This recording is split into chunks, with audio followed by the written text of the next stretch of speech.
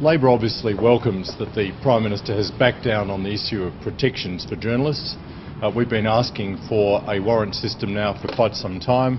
It took Bill Shorten to write to the Prime Minister to get him to back down. It is frustrating that it's taken this long, but it's pleasing that the government is now working on an amendment which we're waiting to see.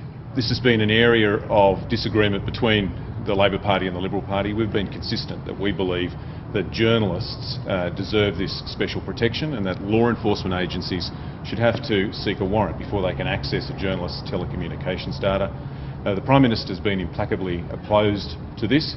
Yesterday he backed down. That's a good thing.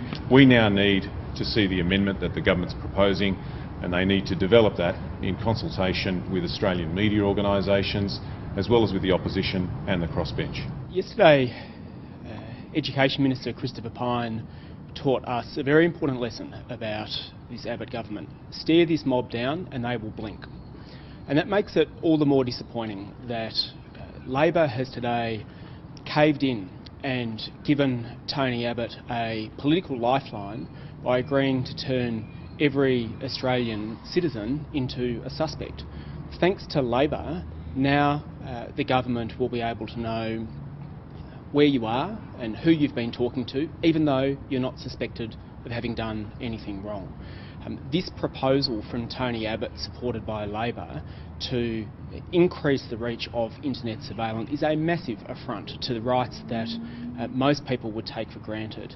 There's a very simple proposition that has underpinned our law for a long time.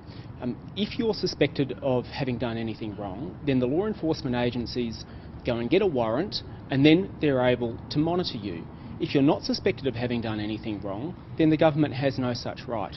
This legislation ends that principle, and Labor has given a struggling Tony Abbott a huge boost when it's completely unnecessary for them to do so.